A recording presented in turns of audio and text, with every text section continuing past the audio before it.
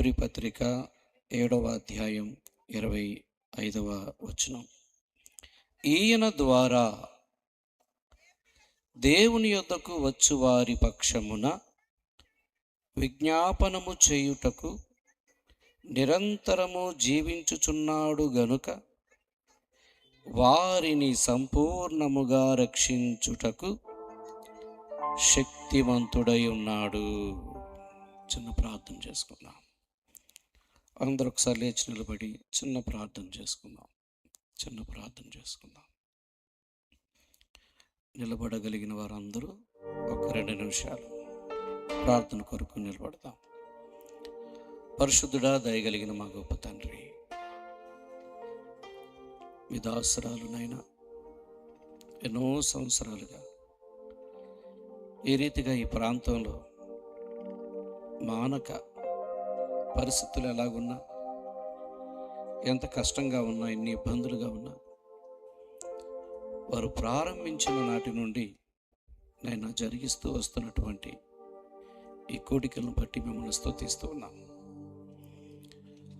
అలాంటి ప్రార్థనలు ఈ స్థలంలో జరగడం వలన అనేక మంది రక్షణ పొందుతూ అనేక మందిరాలు నాయన ఈ ప్రాంతం ముందు రావడం అనేది మేము చూస్తూ ఉన్నాం. ఏదేమైనా ప్రార్థించే విజ్ఞాపన చేయవారు ఎక్కడ ఉంటే అక్కడ నాయన వర్ధిల్లునట్లుగా నీ బిడ్డలను అలాగే మీరు వాడుకుంటున్నందుకే స్తోత్రాలు చెల్లిస్తున్నాం. చదువుకున్న చిన్న మాటను ధ్యానిస్తూ ఉండగా మీ ఆత్మచేత మమ్మల్ని అందరినీ సంధించమని ప్రార్థిస్తున్నాం. మీ పక్షంగా నిలబడి గొప్ప మాటలు చెప్పడానికి నాకు విని ఈ మాటలు అర్థం చేసుకునే మనసు మీ పిల్లలకి, వింటున్న వారందరికీ దయచేయమని యేసుక్రీస్తు నామములో స్తుతించి ప్రార్థించి వేడుకొని పొంది ఉన్నాము తండ్రి, ఆమేన్. కూర్చున్నాం. ఈయన తన ద్వారా దేవుని యొద్దకు వచ్చు వారి పక్షమున విజ్ఞాపనము చేయుటకు నిరంతరము జీవించుచున్నాడు గనుక వారిని సంపూర్ణముగా రక్షించుటకు శక్తిమంతుడై ఉన్నాడు. నేను ఈ మాట ఎంచుకోవడానికి కారణం, నేను పాంప్లెంట్లో చూసినప్పుడు క్రీస్తు సువార్త అన్న మాట నాకు ఏంటి ఒకసారి ఎప్పుడు వినే మాట, ఎప్పుడు చూసే మాటలే, ఎక్కడ చూసినా కనబడతాయి. కానీ ఎందుకో ఓ ప్రత్యేకమైనటువంటి ఆకర్షణ నాకు కలిగింది. అదే సమయంలో నేను ఆలోచిస్తున్నప్పుడు ప్రభా, కొద్ది మాటలు పంచుకునే అవకాశం మీరు నాకు ఇచ్చిన దాన్ని బట్టి నేనేం చెప్పాలంటే క్రీస్తు గురించినటువంటి ఒక మాట చెప్పడానికి ప్రభు ప్రేరేపించాడు. చూడండి, ఇక్కడ మనం చూస్తా ఉన్నాం, ఈయన తన ద్వారా దేవుని యొద్దకు వచ్చువారిని. ఎవరు ఈయన అంటే పైన మనకి 20వ వచనంలో అర్థమవుతుంది. ఆయన ప్రభు అయిన యేసుక్రీస్తు అన్న సంగతి మనకు అర్థమవుతుంది. ఈయన తన ద్వారా వచ్చువారిని అంటే ఎవరైనా దేవుని దగ్గరికి ఎలా రావాలి? యేసు ద్వారానే రావాలి. అలాగా ఆయన ద్వారా వచ్చు వారిని అయితే ఆయన బాధ్యత పడేవాడుగా ఉన్నాడు. మనం ఇక్కడ చూస్తాం, తన ద్వారా వచ్చువారు దేవుని యొద్దకు వచ్చువారి పక్షమున. వారి పక్షమున ఏదో చేస్తాడు ఆయన, చూద్దాం తర్వాత ఏం చేస్తాడు. మొత్తానికి వారి పక్షంగా ఆయన ఉన్నాడు. ఎవరి ద్వారా రావాలి? యేసుక్రీస్తు ద్వారానే రావాలి. యేసుక్రీస్తు ద్వారానే రావాలి. ఈ ప్రపంచంలో చాలామంది, ఇంచుమించుగా జనులందరూ కూడా చివరిగా దేవుని దగ్గరికి చేరుకోవాలని ప్రయత్నాలు చేస్తూనే ఉన్నారు. మానవుల యొక్క గమ్యం ఏమిటయ్యా అంటే, ఈ భూమి మీద బ్రతికిన తర్వాత మీ గమ్యం ఏంటి మీ చివరి ఆశ అంటే ఏముందండి? ఏదో ఒక రోజు ఎక్కడికి వెళ్ళాలి? దేవుడి దగ్గరికి వెళ్ళాలి. దేవుడి దగ్గరికి వెళ్ళాలి, కానీ ఆయన ఎక్కడ ఉంటాడో తెలియదు, ఎలా ఉంటాడో తెలీదు. కాబట్టి మనిషి ఆలోచిస్తూ ఉన్నాడు, దేవుడు ఇలా ఉంటే బాగుంటుంది, అలా ఉంటే బాగుంటుంది. తెలియదు కాబట్టి తనకి ఎలా తెలుసో, తనకి ఏం తెలుసో, తనకి ఊహను బట్టి అలాగా ఒక రూపాన్ని తలంచుకుని ఆయన దగ్గరికి చేరడానికి మానవుడు ప్రయత్నం చేస్తూ ఉన్నాడు. ఈ ప్రయత్నంలో చేరుకోవలసిన దారి వైపు వెళ్ళక చాలామంది ఏమైపోయారంటే తప్పిపోతూ వెళ్ళిపోయారు. దారి తప్పిపోయారు. అందరికీ ఒకలాంటి ఆలోచన రాల. ఆయన ఎలా ఉంటాడంటే ఒకళ్ళేమో ఒక రకంగా ఊహించుకుంటున్నారు, ఇంకొకరు ఇంకో రకంగా ఊహించుకున్నారు. ఇలాగ ప్రపంచంలో మనుషులందరూ కూడా వారి తలంపును బట్టి, వారి యొక్క ఆలోచన బట్టి అలాగ ఊహించుకొని ఆయన చేరుకోవడానికి ప్రయత్నిస్తూ ఉన్నారు. దేవుడు ఇదంతా చూస్తున్నాడు. మనిషి పడే కష్టాన్ని చూస్తున్నాడు. మనిషిలో ఉన్న ఆశను చూస్తున్నాడు.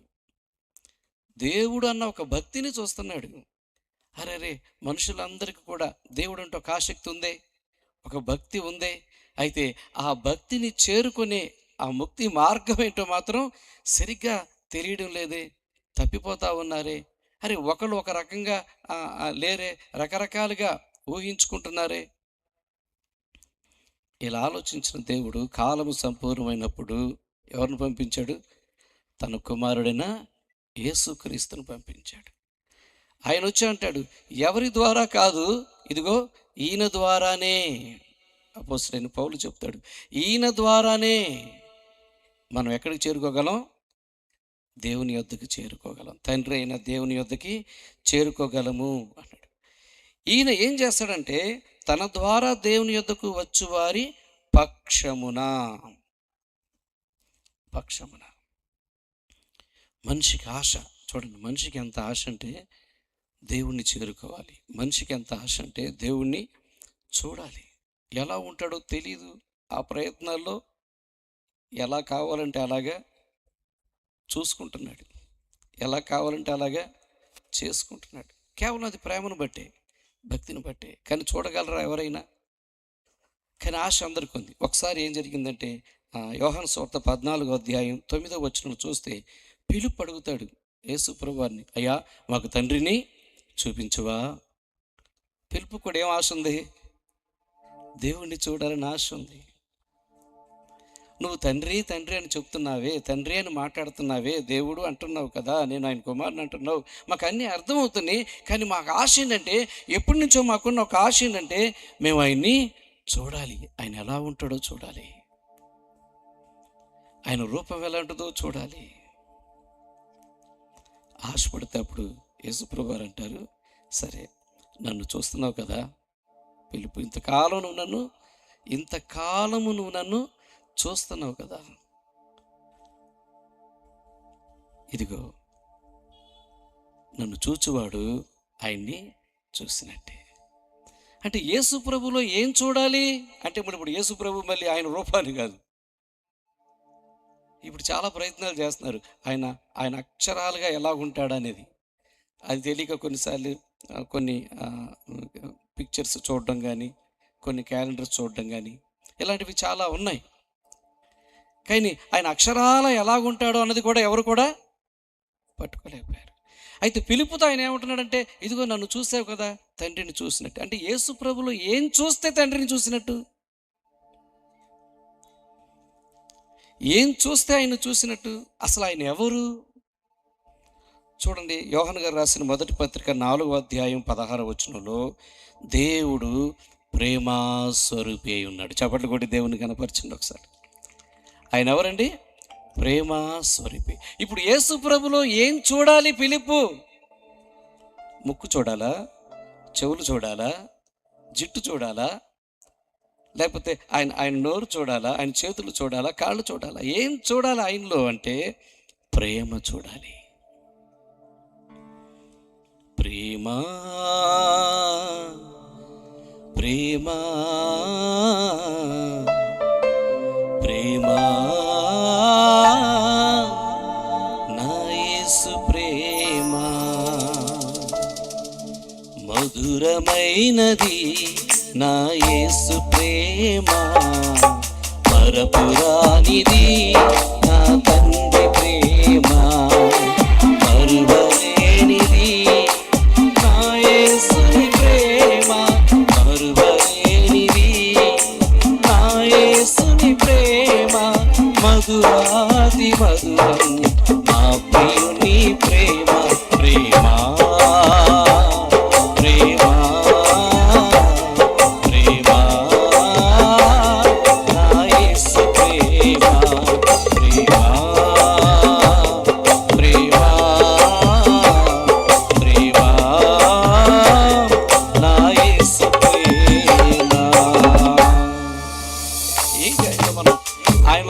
చూడాల్సింది ఏంటంటే ప్రేమ. ప్రేమ అదే ఆయన పోలిక, ప్రేమ అదే ఆయన గుణం. నన్ను చూసిన వాడు తండ్రిని చూసినట్లంటే, ఇదిగో నేను మీ పట్ల కలిగి ఉన్న ప్రేమను చూస్తున్నావు కదా, నా నడక చూస్తున్నావు, నా మాట చూస్తున్నావు, నా పలుకు చూస్తున్నావు, నా పనులు చూస్తున్నావు, నా క్రియలు చూస్తున్నావు. ఇంకేం చూడాలి నువ్వు చెప్పు?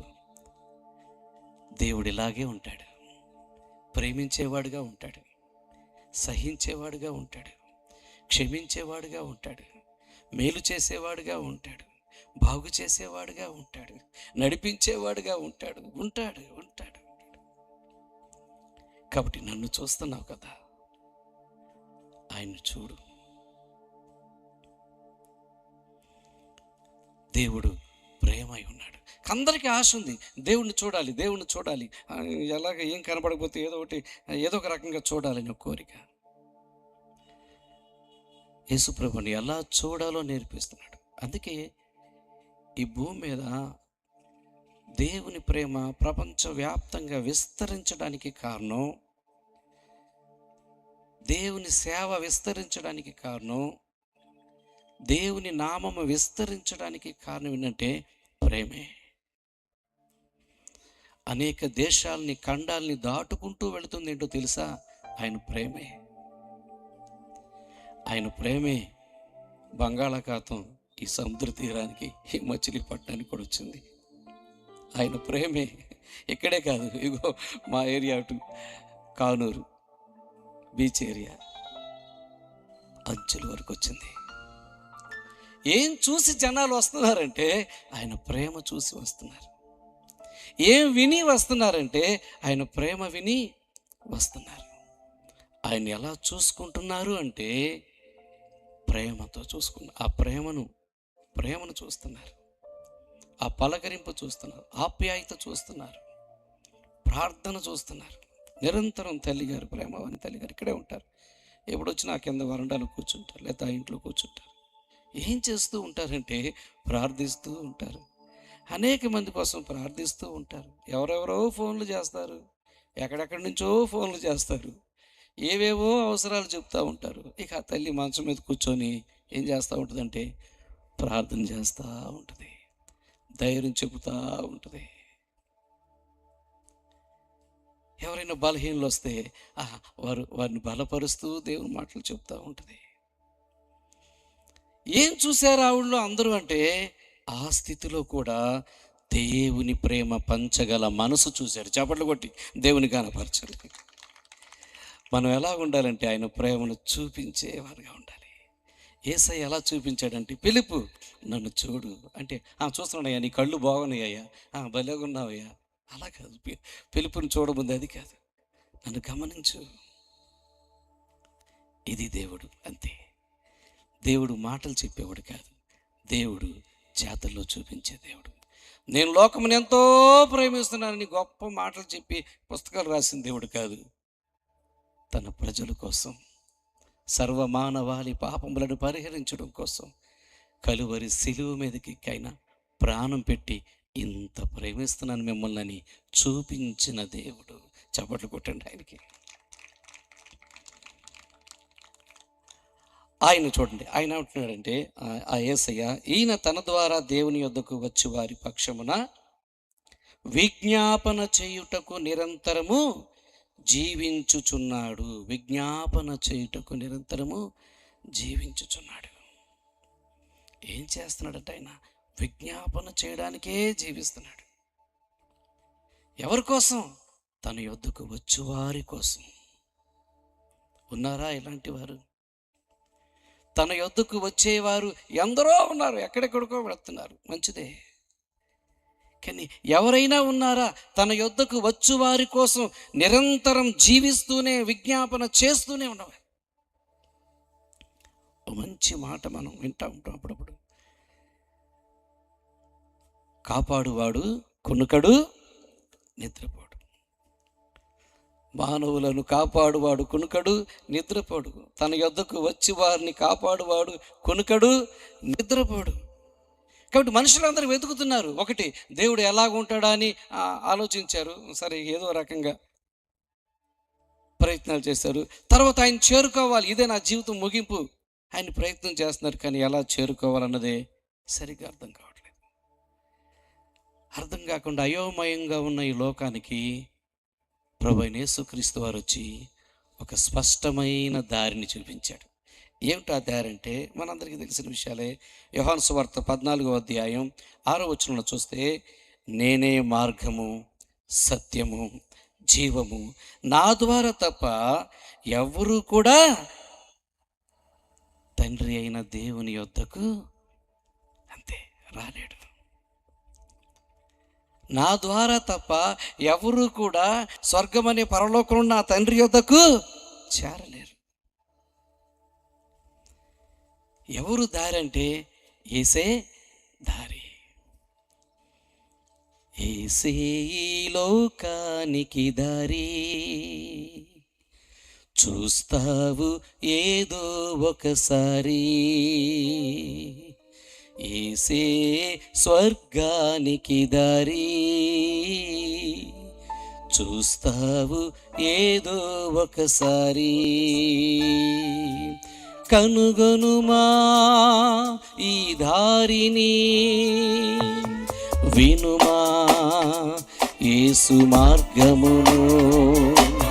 కనుగొనుమా ఈ దారిని, వినుమా యేసు మార్గమును. స్వర్గానికి యేసే ఆధారి, చూస్తావు ఏదో ఒకసారి. స్వర్గానికి యేసే ఆధారి, చూస్తావు ఏదో ఒకసారి. ఎప్పుడో ఒకసారి చూస్తావు ఖచ్చితంగా. ప్రతి నేత్రము ఆయనను ఒకరోజు చూస్తుంది. ప్రతి ఒక్కరూ ఆయన చూస్తారు. అరే ఈయన గురించి మాకు తెలిసే, ఈయన గురించి మేము విన్నామే, ఈయన గురించి మాకు వాళ్ళు చెప్పారే, అయితే మాకు అర్థం కాలేదు. ఎందుకంటే మేమేదో వెతుకుతున్నాం ఒక రూపాన్ని, ఆయన ప్రేమని మేము వెతకలేకపోయాం. మేమేదో అనుకున్నాం, సరే ఏదైనా ప్రయత్నం చేస్తున్నాం కదా, ఏదో ఒక దారిలో మనం చేరుకుంటామని ప్రయత్నం చేసాం. అరే మేము దారి తప్పిపోయాం. ఒకరోజు అందరికీ తెలుసుద్ది ఈయనే దారి.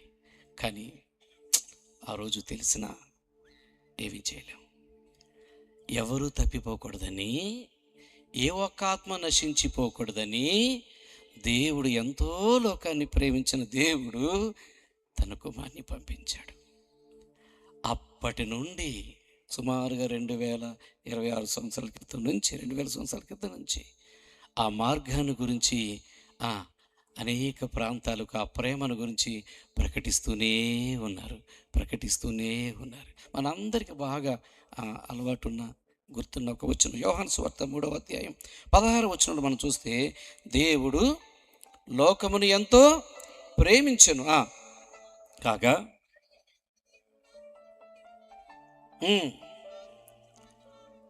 అద్వితీయ తన కుమారుగా పుట్టిన వారి యందు విశ్వాసముంచు ప్రతివాడును నశింపక నిత్య జీవం పొందునట్లు ఆయనను అనుగ్రహించెను. మనకి అనుగ్రహించెను.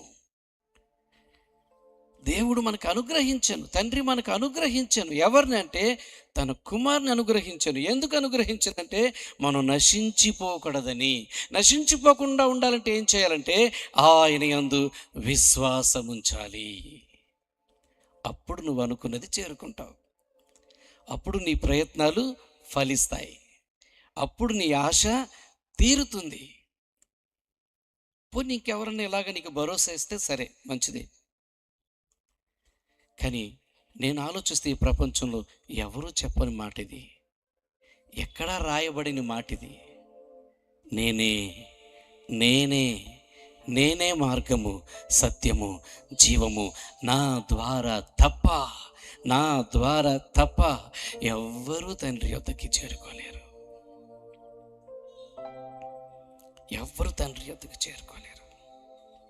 ఎందుకంటే ఆయనే సర్వమానవాళికి విముక్తి. చూడండి ఒక మాట, మత్తయి సువార్త 1 అధ్యాయం 21 చూస్తే, ఆయన తన ప్రజలను వారి పాపముల నుండి ఆయనే రక్షించును గనుక ఆయనకు యేసు అని పేరు పెట్టారు. ఆయనే రక్షకుడు. యేసు, ఆయన మాత్రమే రక్షించగలడు. ప్రజల పాపముల నుండి ఆయన మాత్రమే రక్షించగలడు.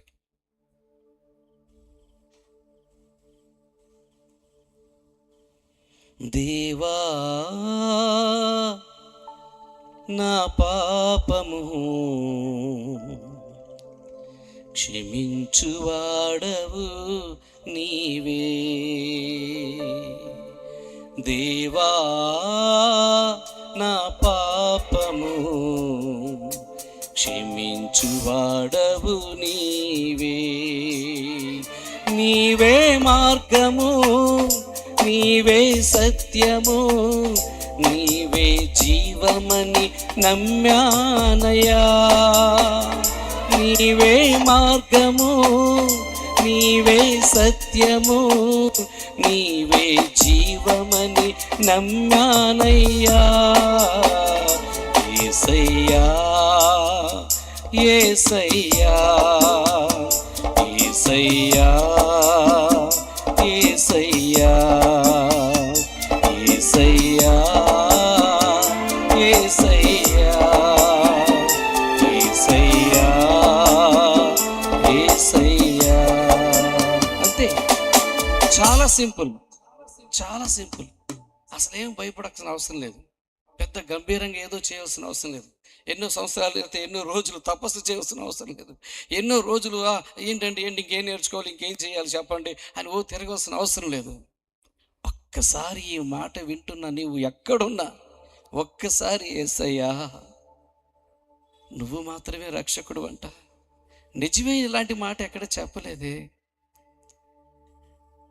ఇదిగో చదువుకున్న మాట ప్రకారం ఈయన తన ద్వారా దేవుని యొద్దకు వచ్చి వారి పక్షమున. యేసయ్యా నీ ద్వారా వెళితేనే సరైన గమ్యాన్ని చేరుకుంటామా, అయితే నన్ను క్షమించయ్యా, నా పాపమును క్షమించయ్యా అని ఒక్కసారి మనస్ఫూర్తిగా ఒప్పుకుంటే చాలంటండి. ఆయన యందు విశ్వాసం ఉంచువారు నశింపక ఏం పొందుకుంటారు? నిత్య జీవము. మనుషులందరికీ ఏంటో ఆశ తెలుసా? ఎక్కువ కాలం బతకాలి. ఎక్కువ కాలం బతకాలంటే కొంతమంది భయం వేస్తుంది. ఇట్లా ఉండి ఏం బతుకుతామయ్యా అనుకుంటారు. ఇలా ఉండి కాదు, సంతోషంగా ఉంటే బతుకుతాం కదా, ఆరోగ్యంగా ఉంటే బతుకుతాం కదా, యవ్వనంగా ఉంటే బతుకుతాం కదా. అలాగైతే ఆశే కదా అందరికీ.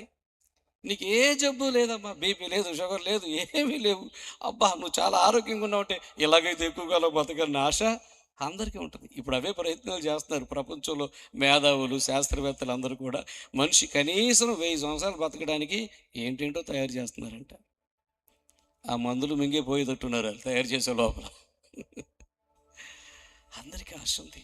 ఆ ఆశను తీర్చడానికి దేవుడి లోకానికి వచ్చాడు. అందుకే ఈ ఆశ తీరాలంటే ఒక చిన్న పని, ఆయన యందు విశ్వాసం ఉంచడమే. ఏమిటి విశ్వాసం ఉంచాలంటే ఈయనే మార్గం, ఈయనే సత్యం, ఈయనే జీవని. ఏంటి మనం నమ్మవలసిందంటే ఈయన నా పాపములను క్షమించి నన్ను రక్షిస్తాడు. అవును, మనం చదువుకున్నాం, ఆయన తన ప్రజలను వారి పాపముల నుండి రక్షించును గనుక ఆయనకి ఏమని పేరు పెట్టారు? యేసు. యేసు. ఇక నీ విషయానికి వచ్చేస్తాను. మరలా ఈ వచనం దగ్గరికి వచ్చేద్దాం. హెబ్రీ పత్రిక 7వ అధ్యాయం 25వ వచనంకి వచ్చేస్తే, ఈయన తన ద్వారా దేవుని యొద్దకు వచ్చి వారి పక్షంన విజ్ఞాపనము చేయుటకు నిరంతరము జీవించుచున్నాడు గనుక వారిని సంపూర్ణముగా రక్షించుటకు శక్తిమంతుడై ఉన్నాడు. నిరంతరము మన కొరకు విజ్ఞాపన చేస్తున్నాడు. మీకు విషయం చెప్తాను, మీరేమనుకోకండి. ఇక్కడున్న సేవకులుగా మేమైనా అదిగో మరి మీకోసం ప్రార్థన చేస్తూ ఉన్న, నిరంతరం ఈ స్థానికంగా ఉన్న వారి కోసం ప్రార్థన చేస్తున్నటువంటి ప్రేమవని అమ్మగారైనా ఒకరోజు మనందరూ వెళ్ళిపోవాలి కదమ్మా. మేము చేసినంతకాలం చేసి వెళ్ళిపోతాం. ఇదిగో మరి అయ్యగారు ఉన్నారు, కాంతారావు గారు, అమృత మేడం, వాళ్ళు కూడా పట్టణం అందరి కోసం చేస్తూ ఉంటారు. ఎంతకాలం మేము చేస్తామంటే ఏమో చెప్పలేము. మీరున్నంతకాలం చేస్తామని అనుకోమాకండి. అలాగని ఎవరు మొక్కోమాకండి. పాస్టర్ గారు నేను బతుకంత కాలం నువ్వు చెయ్యి ప్రార్థన అంటే అసలు నేను ఉంటానో తెలియదు నాకు. నేను ఇప్పుడు బయటకు వెళ్తే నా నా జీవితం ఎప్పుడో నాకే తెలియదు. కానీ నాకు తెలిసిందేంటో చెప్పమంటారా? మేము కొంతకాలం చేసి ఆగిపోయినా, కొంతవరకు మేము చేయగలిగిన మీకోసం నిరంతరం ప్రార్థన చేసే మన ప్రధాన యాజకుడైన యేసయ్య ఉన్నాడు. చప్పట్లు కొట్టండి ఆయనకి. ఆయన మన కొరకు నిరంతరము విజ్ఞాపన చేస్తూ ఉంటాడంట. చూడండి ఎంత చక్కగా ఉందా మాట. విజ్ఞాపన చేయుటకు నిరంతరము జీవించుచున్నవాడైనా. చచ్చిపోయాడు అనుకున్నారు గుడ్ ఫ్రైడే అయిపోగానే. గుడ్ ఫ్రైడే రాగానే చనిపోయాడు అనుకున్నారేమో. ఆయన సజీవుడు. అదేదో మనం జ్ఞాపకం చేసుకుంటున్నాం అంతే. ఆయన మరణాన్ని జ్ఞాపకం చేసుకోవడానికి ఏదో ఆ దినాలు ఆ రోజులు అలా గడుపుతున్నాం, మర్చిపోకూడదు విషయాలన్నీ అని. అంతేగాని ఆయన ఎవరు? సజీవంగా ఉన్నాడు. ఎన్ని తరాలకైనా, ఎన్ని యుగాల కొరకైనా ఆయన మన తరతరాలు, మన వంశాల కొరకు, మన బిడ్డల కొరకు కూడా ఆయన సజీవంగా ఉండి ప్రార్థన చేయువాడుగా ఉన్నాడు. దేవుని నామానికి మహిమ కలుగును గాక. హల్లెలూయా, హల్లెలూయా, హల్లెలూయా. చూడండి ఆయన ఎందుకు విజ్ఞాపన చేస్తున్నాడు అంటే ఆ మాట కూడా మనం చూద్దాం. వారిని సంపూర్ణముగా రక్షించుటకు, అది సంపూర్ణంగా రక్షించడానికంట. సంపూర్ణంగా అయితే మనం సంపూర్ణంగా రక్షింపబడలేదా? ఇక్కడున్న మనం సంపూర్ణంగా రక్షింపబడలేదా అంటే సంపూర్ణం అవ్వలేదు, కానీ రక్షింపబడ్డాం. అందుకే చాలామంది పండితులు చెప్తారు, రక్షణ 3 భాగాలుగా మనం చూడాలి. మొదటిది ఏంటంటే ఆయన నమ్ముకోవడం ద్వారా మన పాపముల నుంచి, శాపముల నుంచి మనం రక్షింపబడ్డాం. రెండోది నమ్ముకొని ఆయన వెంట నమ్మకంగా బ్రతకడం ద్వారా, ఆ నమ్మకంగా బ్రతుకుతూ ఉన్నటువంటి ఆ విశ్వాస జీవితంలో ఆయన మనల్ని ఎన్నోసార్లు కాపాడుతూ ఉంటాడు, ఎన్నోసార్లు రక్షిస్తూ ఉంటాడు, ఎన్నో ప్రమాదాల నుంచి తప్పిస్తూ ఉంటాడు, ఎన్నో రోగాల నుంచి, ఆటంకాల నుంచి తప్పిస్తూ ఉంటాడు. అదంతా కూడా ఆయన మనకిచ్చే రక్షణే. ఆత్మీయంగా తప్పిపోకుండా రక్షిస్తాడు, శారీరకంగా పడిపోకుండా రక్షిస్తాడు, ఆయన రక్షిస్తూనే ఉంటాడు. మూడవది చివరికి నిత్య నరకం నుండి తప్పిస్తాడు, రక్షిస్తాడు. ఇదంతా కంప్లీట్ చేయాలి. ఇదంతా ఎవరి పని? నిజంగా ఆయన పని. మన పని ఏంటి? నమ్మడం ఒకటే, కానీ ఆయనకి ఎంత పని ఉందో చూసారా? అందుకే ఆయన ఏమని రాశారంటే సంపూర్ణంగా రక్షించుటకు శక్తిమంతుడై ఉన్నాడు. సంపూర్ణంగా రక్షించుటకు ఇప్పటికీ ఆయన విజ్ఞాపన ప్రార్థన చేస్తున్నాడు. రోమాపత్రిక 8వ అధ్యాయం 34వ వచనం చూస్తే, ఈ క్రీస్తు యేసు మృతుల నుండి లేచిన వాడును, దేవుని కుడిపార్శ్వమున ఉన్నవాడును, మన కొరకు విజ్ఞాపనము కూడా చేయువాడును ఆయనే. ఆయనే మన కొరకు విజ్ఞాపన చేయువాడుగా ఉన్నాడు. సో ఆయన మనల్ని సంపూర్ణంగా రక్షించుకోవడానికి ఆయన ప్రయాసపడుతూనే ఉన్నాడు. ఉన్నారా? ఇలాగ నీకు ఒక భక్తుని కోసం ఇలాగ ప్రయాసపడే ఒక భగవంతుడిని మీరు చూసారా? ఒక భక్తుడిని సంపూర్ణంగా కాపాడుకోవాలని, ఒక భక్తుడిని చివరి వరకు జాగ్రత్తగా కాయాలని ఎదురు చూస్తూ, నిద్రపోకుండా, నిద్రపోక విజ్ఞాపన చేస్తూ, ప్రార్థిస్తూ ఉండే ఒక గొప్ప దేవుణ్ణి ఎక్కడని చూసారా? నీలా ప్రేమించేవారు ఎవరున్నారయ్యా? నీలా ప్రేమించేవారు ఎవరున్నారయ్యా? ప్రాణం పెట్టిన దేవుడవు నీవే యేసయ్యా. ప్రాణం పెట్టిన దేవుడవు నీవే యేసయ్యా.